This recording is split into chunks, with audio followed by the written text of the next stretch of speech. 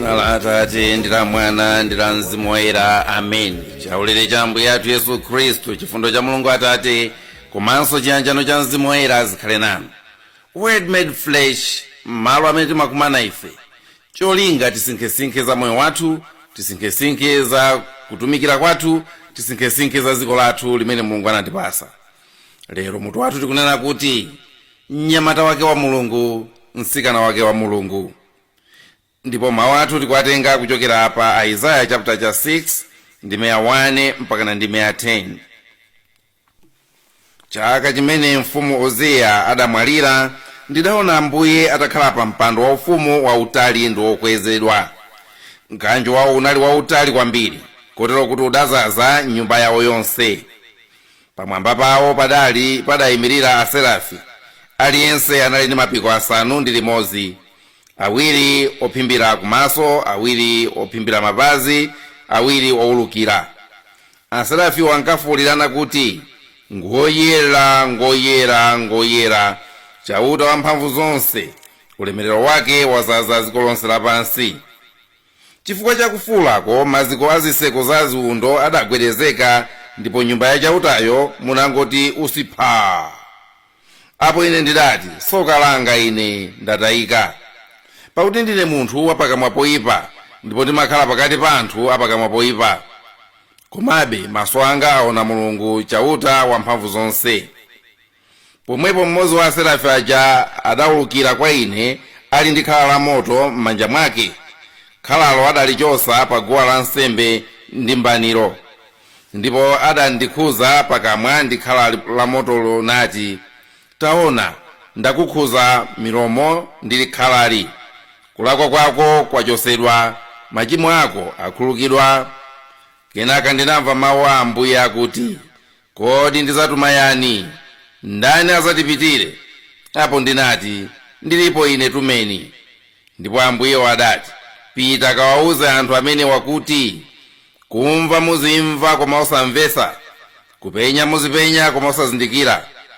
Tsono anthu amenewa uwaphe mtima, uwagonthetse makutu, ndipo uwaseke m'maso, kuti angaone ndi maso awo, angamve ndi makutu awo, angamvetse ndi mitima yawo, kenaka nkutembenuka mtima ndi kuchiritsidwa.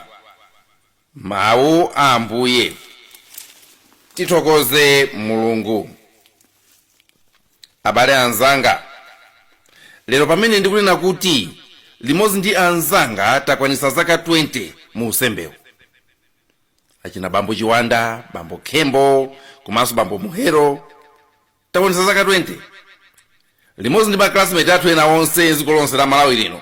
Achina Bambo Boloma kumusuku kuchikwawa, Chekalemba mudezamo, Chelekaleka mwakhwawa, Ankwezalamba mulilongwemu, Chatambalala momo, Anzembe ndi Adumakude munzuzumu, Chirunda pazomba yapa, osayiwala malemu mwehiwa komanso malemu makina, mizimu yawo iwuse ndi mtendere. Ukamayenda ulendo ngati umenewu, umakhala ngati munthu okwera phiri, amene chapena pake mphiri momo wapeza malo a flat, ndipo wayima kaye kwa 2 minutes kuti udye mpweya ndi kupeza mphamvu zopitirira ndi ulendowo. Paka mphindi kameneka umayenera kuzifunsa ndithu kuti kodi zaka zimenezi ndi matani, kodi mmene ndinkayamba ulendowu ndimawumvesa bwanji, ndipo ineyo ndekha ndimazimvesa bwanji, nangano pano ndikumvesa bwanji ndipo ndikuzimvesa bwanji ndekha. Mulungu ndikumumvesa bwanji, ndipo ubale wanga ndiye ngotani, ndisinthe pati ndipo ndikomese pati.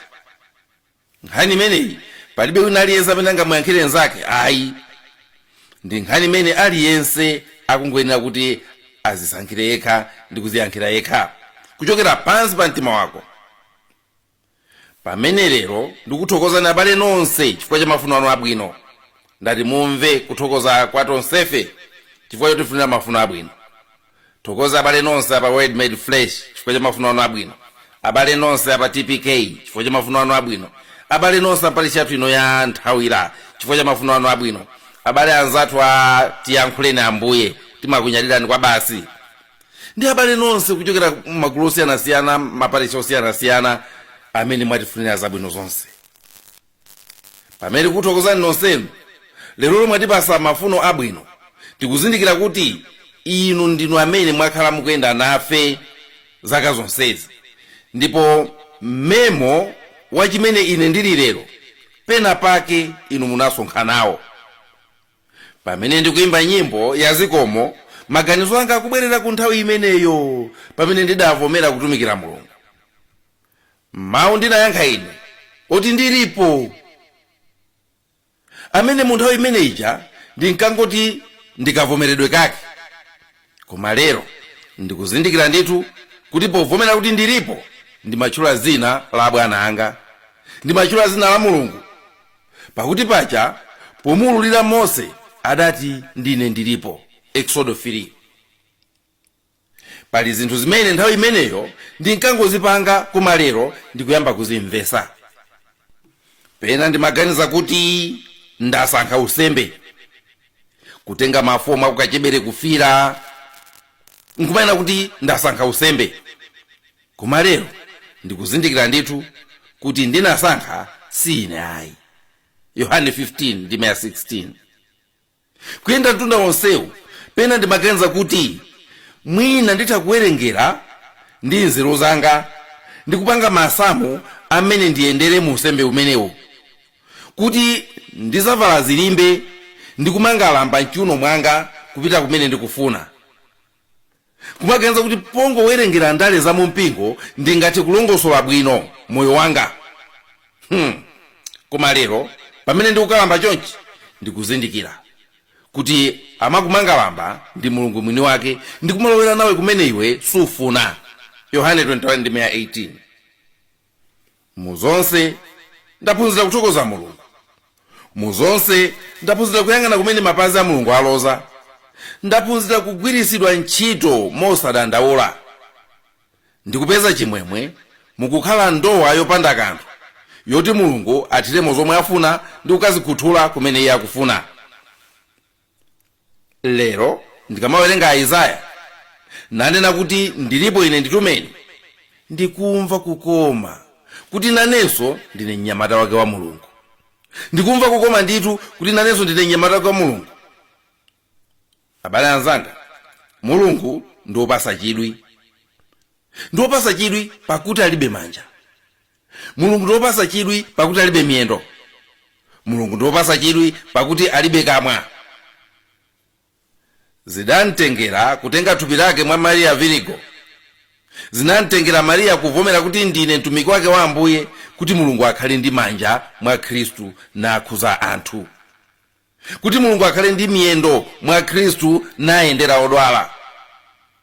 Kunena kwa Tereza woyera wa ku Avila, Khristu alibe thupi kupatula lanulo, alibe manja ndi miyendo pansi pano kupatula yanuyo. Anu maso ndiwo amene amagwiritsa ntchito kuti aziona ndi kumalimvera dzikoli chifundo. Aliyense amene ali pa udindo waukulu amakhala opanda manja, ndipo Mulungu ngati waudindo wakulusisa nayenso alibe manja. Aliyense amene amakhala mu ofesi amakhala ndi mutu, koma manja alibe. Aliyense amene ali mu ofesi amanena kuti mutu ndili nawo, koma ndikusowa chani? Ndikusowa manja. Apatu pamene amafunsa kuti kodi ndani angatipitire, mongafunsira mwa Isaya muja, ndani akatigwirire ntchitoyi? Amasowa manja, amasowa anyamata, amasowa anthu oti aziatuma. Mnyamata amene wasanduka manja a munthu wamkulu amakhala wofunika kwambiri, chifukwa ndi amene pa ground amapangisa kuti zimene wankuluja akukhumba ndi kuganiza zizioneka ndi maso. Ngati bambo mfumu ndi maso amanja, anthu amene angamathamange kuti zinthu zizitheka. Ngati piskopi, ambuye amaso amanja. Anyamata amene angamathamange kukwanisa zimene ambuyewo amalota akakhala pasi. Ngati mtsogoleri wa dziko, president amasowa manja kuti masomphenya ake azitheka, papezeke ena ake othamangathamanga kukwanirisa zimene iye zili mmutu mwake masomphenya ake. Nthawi zina ngati mnyamata wake wa munthu wamkulu umayenera kungoziwa chimene munthu wamkulu uja akufuna, koma njira yake yoti chithekere wekha umayenera kusova. Apatu pamene nthawi zina manja amatha kupsa, munthu amene akutumikira amatha kupsa chifukwa chona kuti wasemphanisa mawaya. Nane ndinachilandira ndithu kuti Mulungu wandiyitana kuti ndikhale mnyamata wake, wandiyitana kuti ndikhale mnyamata mwake, mwakuti Mulunguyo akandiona amati mnyamata wanga uyo, mnyamata wanga uyo.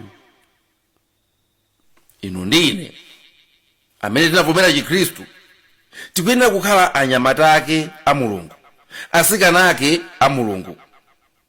Popeza kuti wamkuluyu alibe manja, mnyamata wa Mulungu ndi munthu amene thupi lake, manja ake ndi zolumikizana ndithu direct ndi ubongo wa Mulungu komanso mtima wa Mulungu. Apa ndikulankhulatu za Mulungu ngati kuti ndi munthu, kuti amakhala ndi ubongo, amakhala ndi mtima. Mnyamata wake wa Mulungu akuyenera kukhala munthu amene manja ake, miyendo yake, thupi lake zikuchokera straight kwa Mulungu, chifukwa ndi zolumikizana straight ndi kufuna kwake komanso maganizo ake a Mulungu. Pakati pa iye ndi Mulungu pasachuluke ankhala pakati, pasachuluke adobadoba oti aziyamba aunika uthenga uja ukamachokera kwa Mulungu ndi kumautanthauzira mmene iwo akufunira kapenanso kuupondereza kumene. Ayi, ine ngati mnyamata kwa Mulungu ndikuyenera kukhala ndi straight line kukafika kwa Mulungu, straight line kuchoka kwa Mulungu kubwera kwa ine.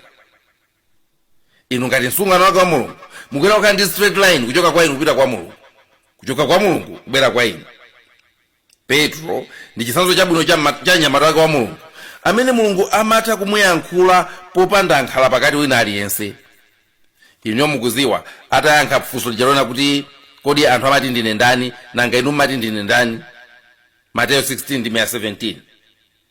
Atapereka yankho lija, Ambuye adanena kuti Petro si munthu amene wakululira zimenezi koma Atate anga, direct kuchokera kwa Mulungu Atate kumululira Petro chinsinsi cha chimene Ambuye Yesu anali. Kuti mundimvese nkamanena za mnyamata wake wa Mulungu, asafanifane kwambiri, koma be m'maganizo mwanumo muzimwerekeza ndi ayang pioneer, mayangi democracy, makadeti, muzimwerekeza ndi ameneyo. Mnyamata wa Mulungu ndi munthu amene kuganiza si ntchito yake iya, koma kuchita zimene mbuye wake wamtuma. Mwerekeze apolisi kapena aame amene mwina kuganiza si ntchito yawoyi, si ntchito yawo kwenikweni kuganiza, koma kuchita monga momwe atumidwira.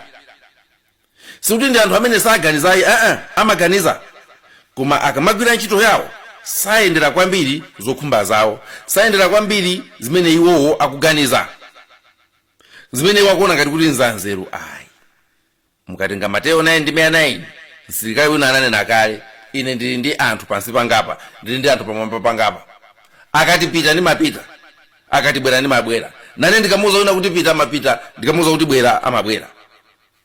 Amayendera maganizo au ubongo wa amene iwowo asanduka manja ake amene akuntumikira.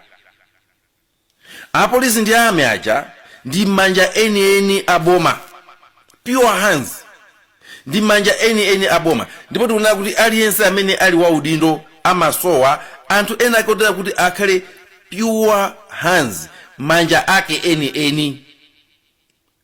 Ndikana kuti manja ake eni ndiye kuti manja alibe ubongo.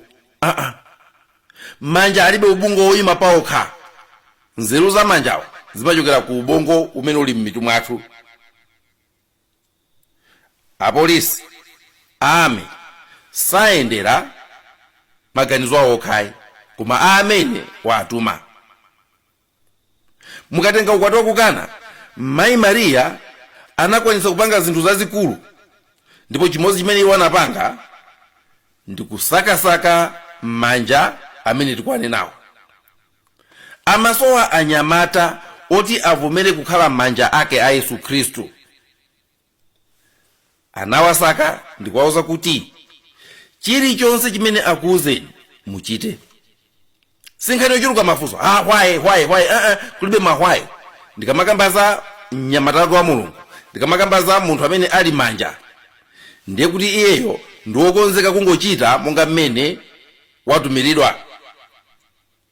Ndikana kuti ine ndine mnyamata wake wa Mulungu, mundimvese mwa njira imeneyo kuti mnyamata wa Mulungu alibe nzeru za iye yekha, alibe nzeru za iye mwini, chifukwa ndi wantchito chabe, amangochita monga walamuliridwa. Luka 17:10. Magulu a chinyamata anzipani za ndale aja amene ndawatchulacha nthawi zambiri amakagwira ntchito za m'matope kugwirira amene awatumacha kuti zofuna zawo zitheke. Amalolera kukalowa m'matope moiwo, amalolera kukapalamula iwo. Mnyamata wa Mulungu ndi amene amakagwira ntchito za m'matope za Mulungu, koma zabwino. Ntchito za Mulungu zambiri ndizogwira m'matope, inuyo mukuziwa zimenezo, chifukwa amakhala kuti anthu ake a Mulungu atengedwa ukapolo nkukavikidwa m'matope a uchimo. Mnyamata wake wa Mulungu amalolera kukazola matopewo, amalolera kuzika pa chiopsezo, amalolera kufera amene amutumacha. Mose anali mnyamata wake wa Mulungu. Inuyo mukuziwa kuti anali atapalamula kwa Farao, mwakuti Farao amafunafuna njira yona kuti amuphere. Komatu Mose anatumidwa komweko, anatumidwa kwa Farao komweko kuti akapulumutse anthu. Exodo 2:11-22.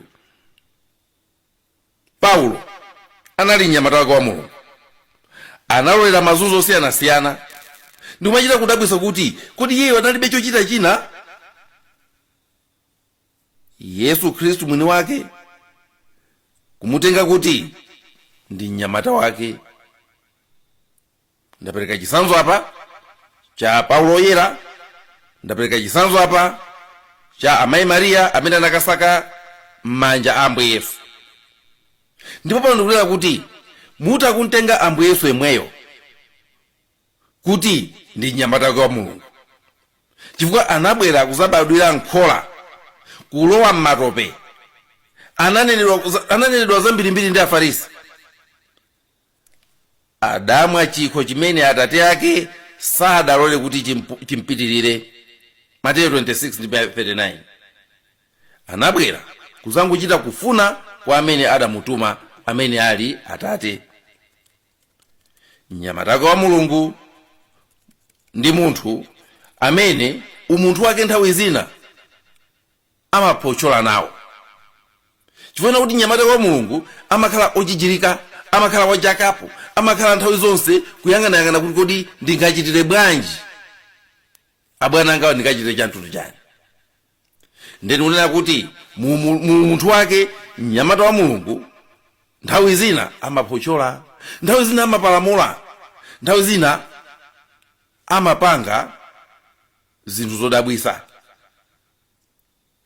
Petro adasenga khutu la munthu wina poteteza Ambuye Yesu, ndipo Ambuye anamzuzula. Mawu ake ndomwe aja apa Salimo 69:9. Changu chimene machitira nyumba yanu chandipesa, chipongwe cha anthu okunyozani chandigwera. Ndibwereze Salimo. Changu chochitira nyumba yanu chandipesa, chipongwe cha anthu okunyozani chandigwera ine. Mnyamata wa Mulungu amapanga zinthu pena ngati bodyguard amene amatha kudumphira chipolopolo chimene chimapita kwa mbuye wake. Malo moti abayidwe mbuye wakeyo, iye ndikulolera kubayidwa ndi chipolopolo chija. Malo moti Mulungu abwere yekha apange zinthu pansi pano, anyozeke nazo, anthu anyogolole nazo, amuseke nazo, mnyamata wake wa Mulungu amati ayi, Ambuye ndipita ndine, ndipaseni uthengawo.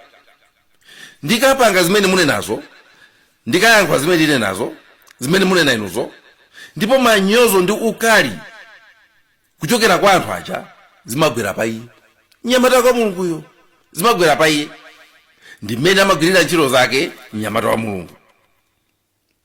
Anyamata amakhala ndi chikhulupiriro komanso chikondi chosaneneka kwa amene akuntumikira uja. Amene ali mnyamata wake wa munthu alibe nthawi yoweruzira maganizo amene akuwatuma aja. Tengane andaleta naja. Anyamatawo alibe nthawi yoti azaweruzira kuti kodi abwana angawa akundituma zoona kapena akundituma zinthu zosagwira. Iwo ndi manja kwawo ndikutumikira monga mmene auziridwa. Ngakhale ndi anthu chabe amamvera ngati akumvera Mulungu. Inenso ngati mnyamata wake wa Mulungu ndilibe nthawi yomamfunsa Mulungu mahwaye. Ndilibe nthawi yomamfunsa Mulungu mahwaye.